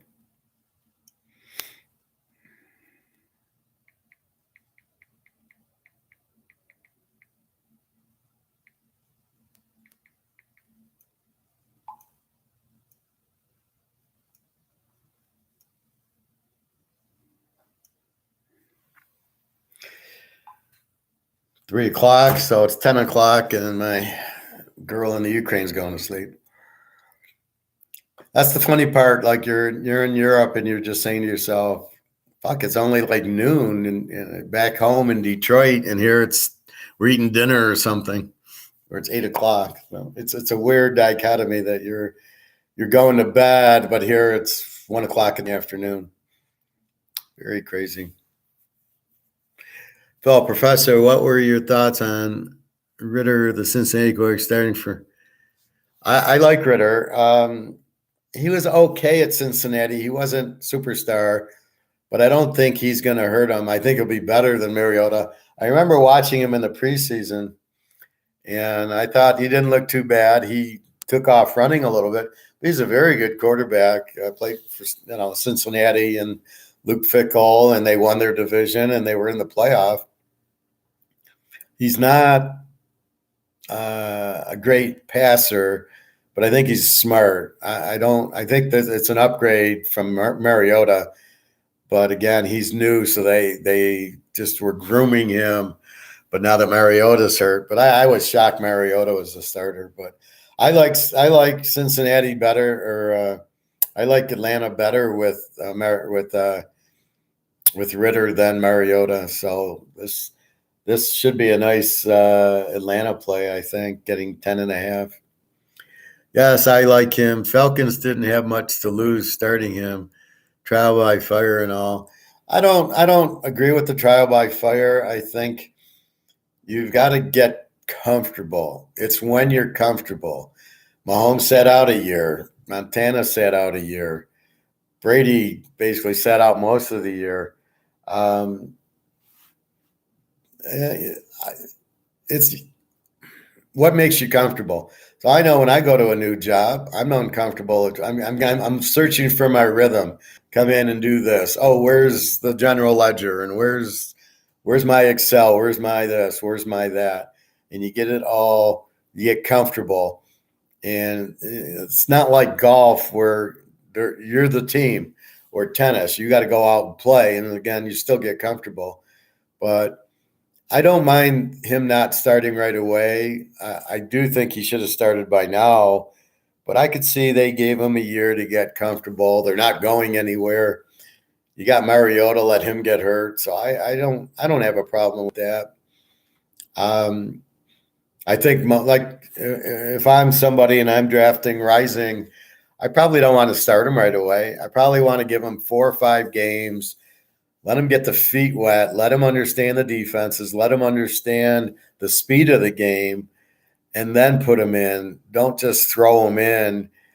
You're going to confuse him. He doesn't get the speed because there's no preseason. So I if I'm doing that with Thompson Robinson or Duggan or USC's quarterback, this is why they all struggle. Is they got to get the speed of the game and they got to be able to read the defense, which most of them can't do. And that's Fields' problem, right? He can't. Great at Ohio State, but they never had him read a defense. He would just go up to the line and count the people in the box and either hand it off or throw it. Big deal. That's not the NFL, though. That's why he's not ready for it. So that's my point. Definitely want to do that. But with that said, I don't have a problem. But I don't believe in this just throwing him in. What's the point of it? I mean, how is he going to learn defenses by throwing him in any quicker than looking at the film going, oh, when the safety does this and the cornerback does that, they're going to blitz. And then, oh, okay, now I get it. Now throw him in that he knows what to recognize. But I don't mind it. I don't care about your top 3, Delilah.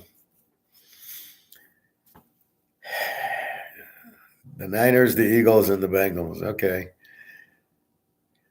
Good for you. What about Buffalo? You missed Buffalo. Again, this is a class, so I want you to, if you want to tell me your pick, you need to bring in why, because I don't want you confusing everybody. You like the Bills, okay, but you see, you're not a handicapper, and I don't want people to follow you as a handicapper, so you got to come in with reasons. I like the 49ers because their defense and Seattle, blah, blah, blah, blah, blah. But you got to be careful. You got a lot of injuries for the 49ers right now. The Niners are injured. Are you aware they're injured? Well, I get they're the real deals. The Bucks, well, I don't know if they're done. They're still in first place. But, yeah, so tell me about the 49er injuries. Well, Seattle got beat by the Carolina. I get it. But that's not how you analyze. In other words, the 49ers got injuries this week. We've already talked about this, so this is kind of repeating, and I don't want to bore anybody, but they have injuries to McCaffrey. They got injuries to their quarterback, and Deebo Samuel is out. So you got to be careful and know who, Brock Purdy's injured. So until we know who's playing, I'm not going to run and take the Niners. A defensive team, they beat Seattle the first time. But again, I've already gone over that. Even with injuries, I got faith in Purdy. I like Purdy, but he's injured, so I don't know if he's going to play.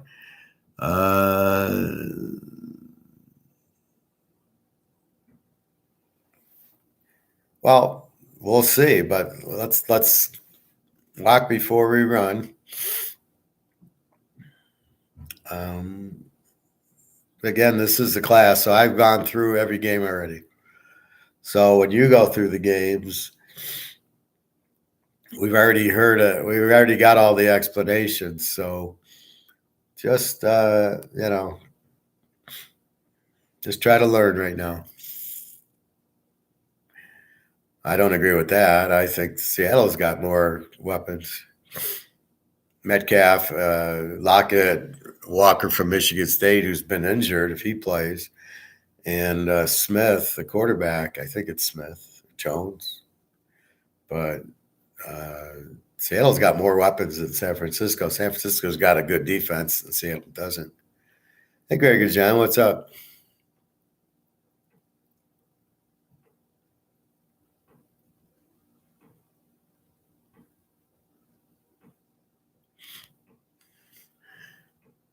You got Carolina. I bet the over, and the Lions. I bet the over, and the Jags. That was my only loser. I had Tennessee under in that game, but yeah, you got to look more careful if you want them over or unders. You got to understand the defenses, and that's where we bet overs and unders. The Lions have a terrible defense. They're an over team. They score a lot, they give up a lot, but the Jets are a strong defensive team, so you can't play over this week in the Detroit Jet game. I like the Jets as a home dog because Detroit hasn't been a road favorite in 3 years, and they're going to get cold because they hate the cold.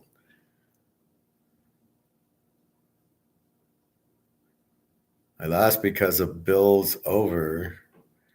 Well, you shouldn't play Bills over against the Jets. I had the Jets under.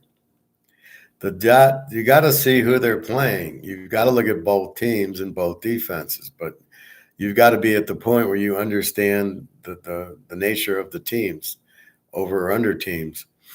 The Jets are a strong defense. You can't play the Jet games over. You've got to play the Jet games under, or you play the Jets, but you don't play. I had the Jets against Buffalo the first game, and I had the under last weekend. So I got it under. But you got to watch who they're playing. And Buffalo's got a very good defense too. Now this week Buffalo plays Miami. I like Buffalo in the game. I wouldn't fuck with the over because I don't think Miami can stop them.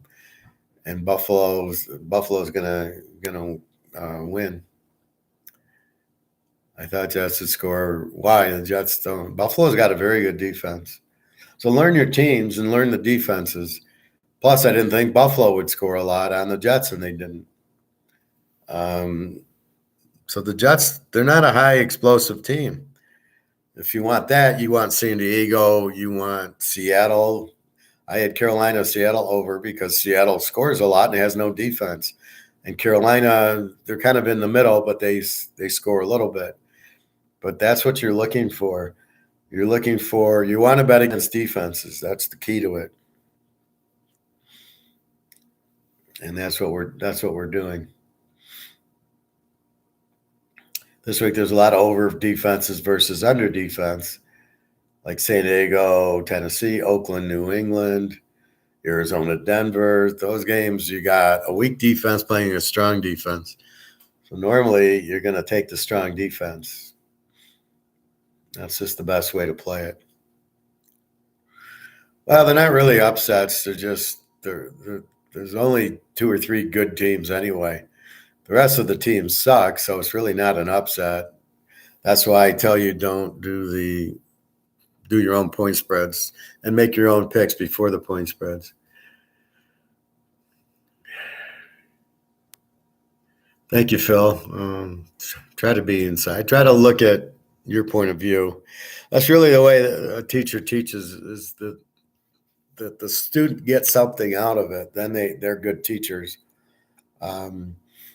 So when I'm going through the games, I'm trying to figure out ways to make it so you understand the logic in the picks, not just that I'm taking Tennessee against San Diego, but why I'm taking it. And that goes all the way back to the logic, to the offense, to the defense, to they play close games and everything like that. That's the key to understanding why we make the pick and why I want you to bet on that game is based on the information that we've got that says, well, wait a minute, Minnesota will take care of Indy because they want to clinch and they're good at home and he's not that great on the road. And so I give you the explanation to get to the expected outcome.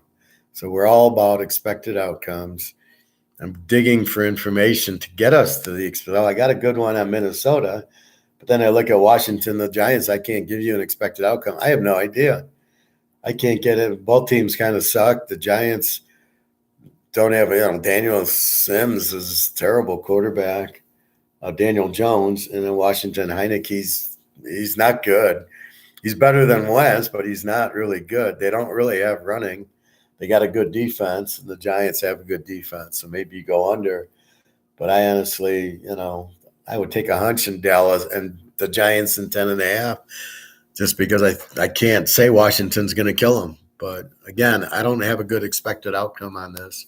I can't get enough information to get my pick.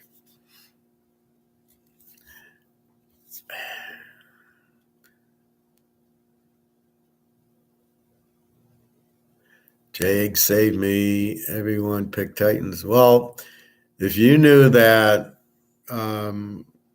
Derrick Henry was going to fumble 3 times and Tannehill is going to fumble twice and have an interception, then that's wonderful. But I don't know how you can predict that kind of stuff.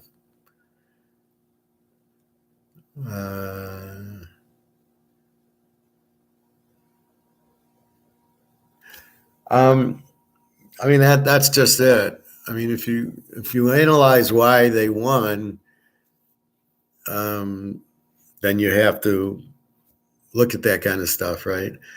That's just as important as to go back after the game and why did I win it is why did I lose it? And if it's based on a lot of turnovers like Jacksonville against Tennessee, I was looking right at the game. It's 14-7 Tennessee. Here they go. Next thing you know, Henry fumbles, Tannehill fumbles. And before you know it, you just gave him 3 touchdowns on fumbles that you cannot predict that. Is Tennessee going to have 4 fumbles this week against San Diego? I doubt it. I'm not going to bet that they will because it's very rare that they would. And I think they'll be pissed off that they lost. So that makes it even better. I'm iffy with Dallas because Texans covered, not impressive. Well, that's Prescott with his interceptions. But Dallas is a much better road team than they are a home team. And the Jags suck at home, basically. Dallas will be just scared enough to win. And all they got is a small spread. They got to win by 1.5.